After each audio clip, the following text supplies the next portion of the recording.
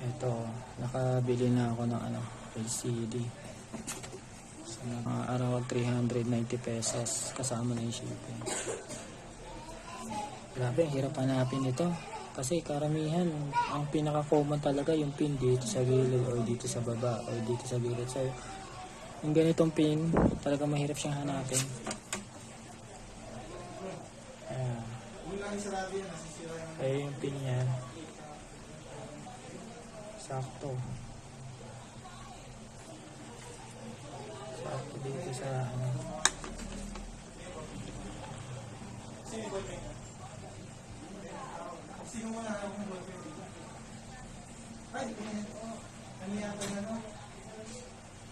sakto. Mas malaki ito compare dito sa isa. Pwede rin maliit kasi meron dito ang dalawang screw. Ayan. Ito yun. Kaso problema nito, maliit siya, maliit yung display. So ayoko nun. Ito malaki oh. Laki.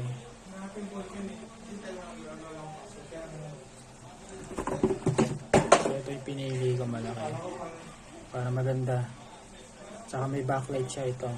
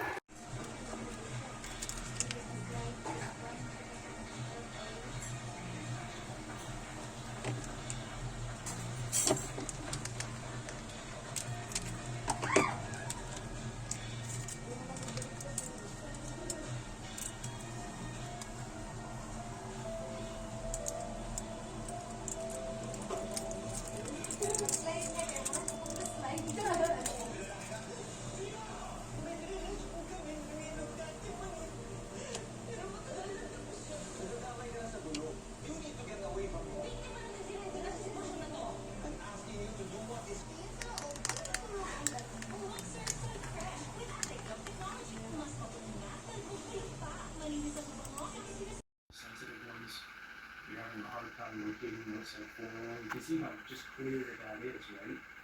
So outside 4, this side. So then when I take this capacitor here, and then take my little fancy pen cap off, and then what do we got here? Just like so. And that little dot now indicates the outside 4, and this is marked for use. So to give you an example, even if these capacitors are leaky, they will have an outside 4. On one side, outside 4. Alright, so it's here, and it's here, and so this side here should be the least amount of lights again.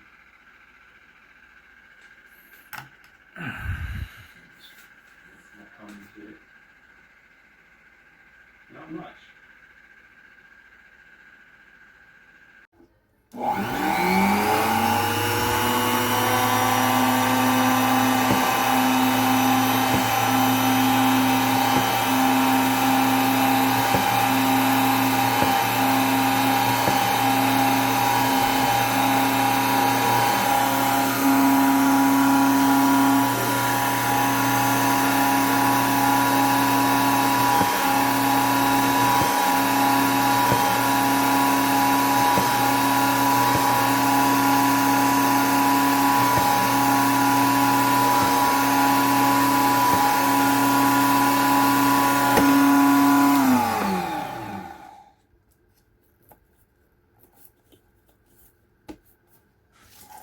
Ay!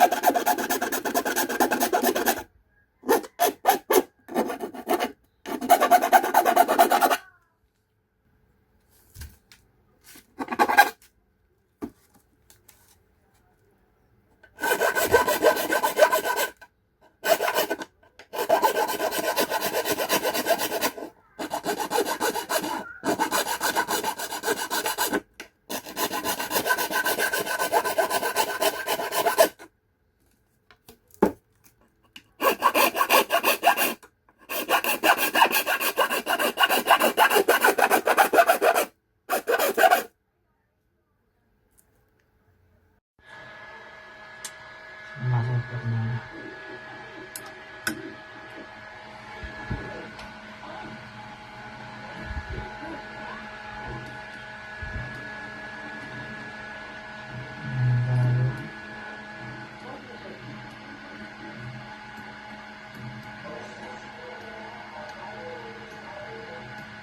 Tapos ito yung enter mo yun. Tapos mamimili ka agad dyan yung test mo. HFE na ito. Breakdown voltage, limiter and collector. Tatlong HFE pala ito. Leakage ng base collector, leakage ng emitter collector, breakdown voltage ng base collector, breakdown voltage ng emitter collector. So yun, HFE ng base. Tatlo yung HFE niya, tatlong test. Tapos pipindutin to, test. Hindi, pipindutin ko pala yung enter, halimbawa. Yan, tapos pipindutin ko tong test. Ilaw to, kung nag-click yung relay. Tapos pindutin ko ulit. Yan.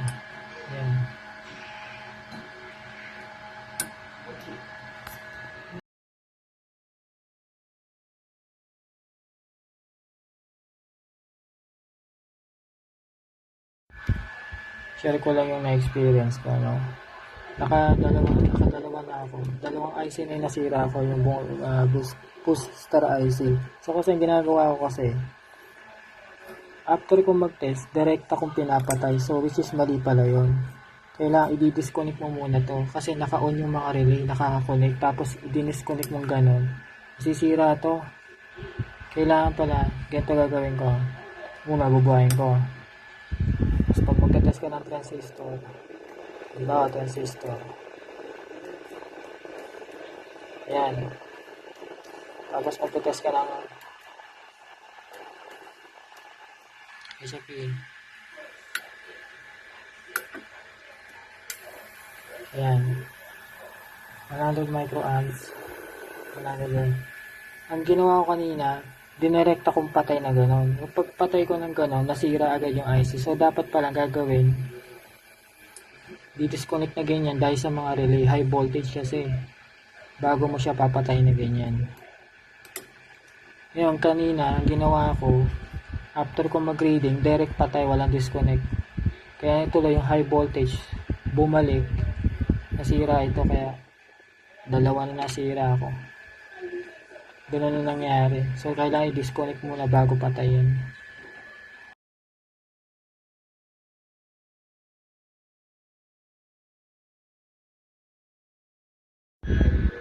Ayan.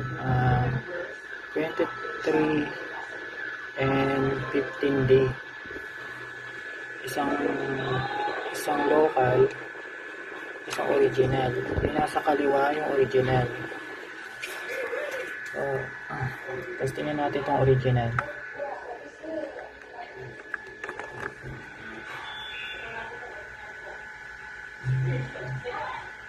IGBT gate collector emitter. Itong local,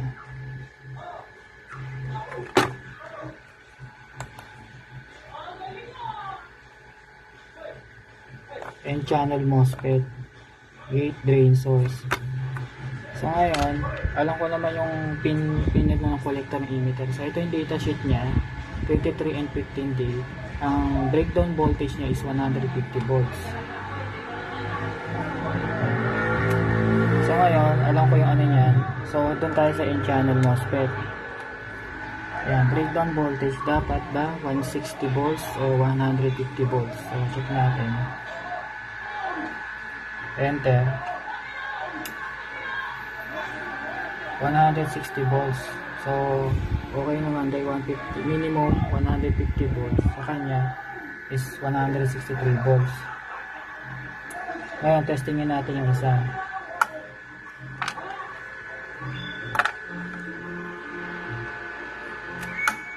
Pareho sila ng value pero iba lang yan. So peke naman talaga yung isa. Bata naman. So N-channel MOSFET. Breakdown voltage 110 volts o 111 volts.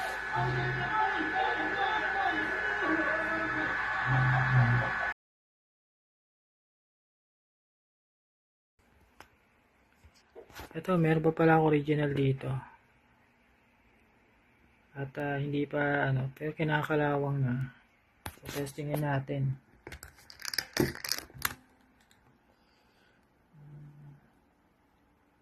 So ito yung base, collector, and emitter.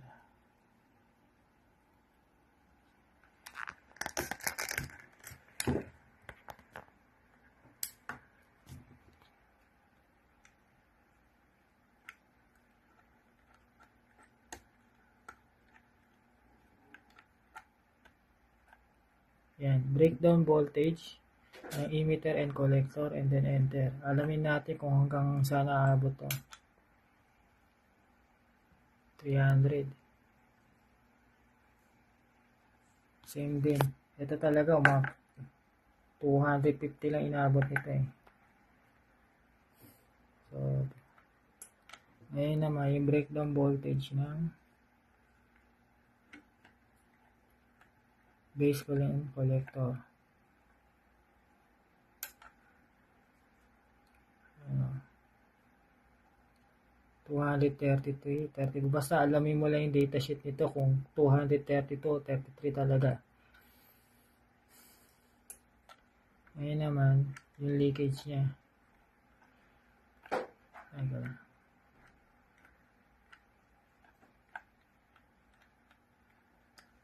So,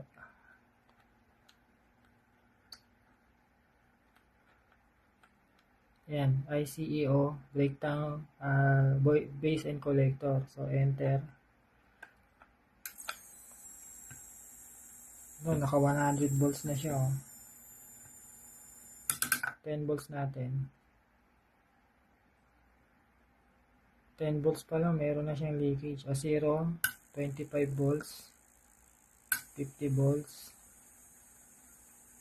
100 volts. Ingay transformer. Lalagyan ko to ng varnish para hindi maingay.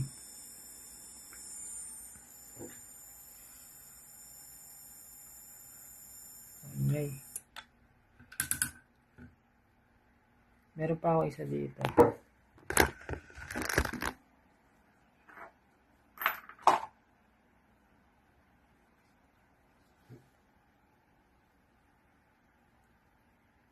Ito, wala siyang kalawang, malinis to.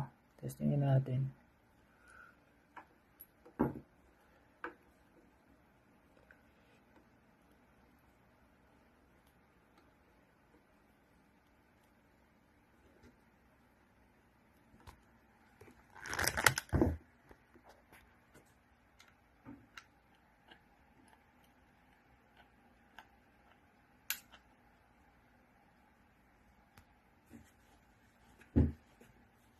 Same lang sila.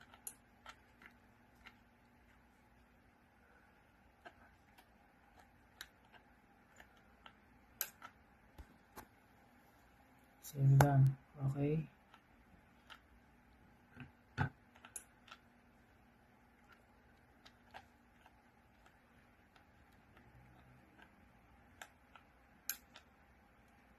May leakage talaga yung luma.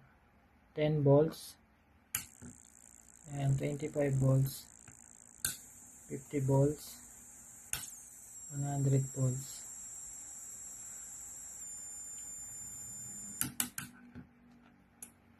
Testingin natin yung ano.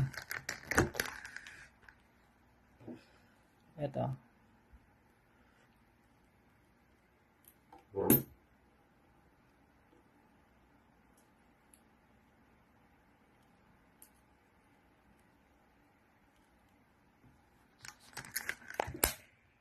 Ayan.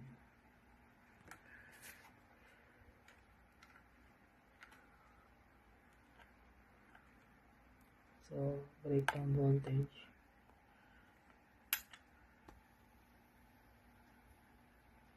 Ayan, 262, 261.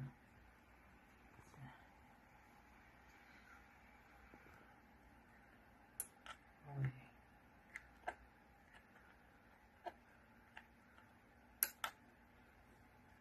98, 100. Samantalang ito, mga 132.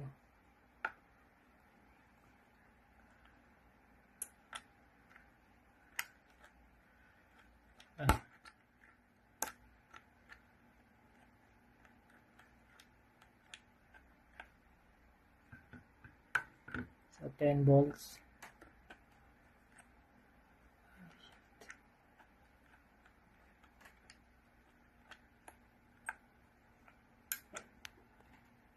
Yan, 10 volts, 25 volts, 0, 50 volts, 0, 0 leakage, 100 volts. Meron na siya at 1 microamp lang yung leakage niya pero good pa. Yan.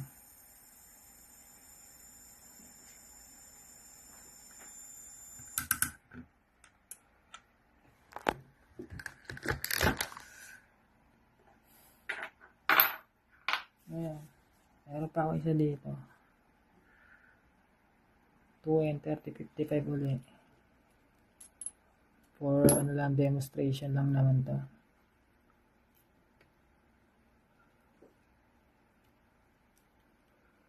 So, base emitter collector and PN type. Ayan. Basta importante, alam mo yung ano, alam mo yung datasheet ng bawat ano, label, bawat datasheet ng transistor. So, emitter and collector breakdown voltage. Ano kaya ano nito? 300, 323. So, same lang. Malalaman mo talaga pinagkaiba ng original.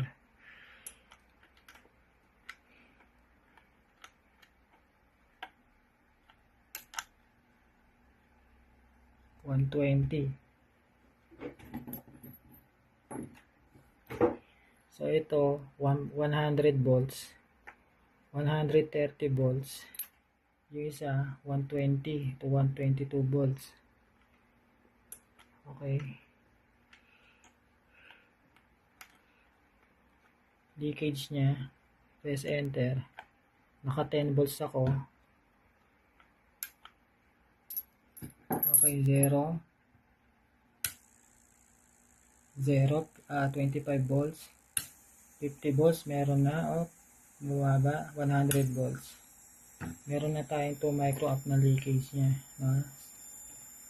100 volts. Samantalang ito, 1 microamps lang. So, good pa yan.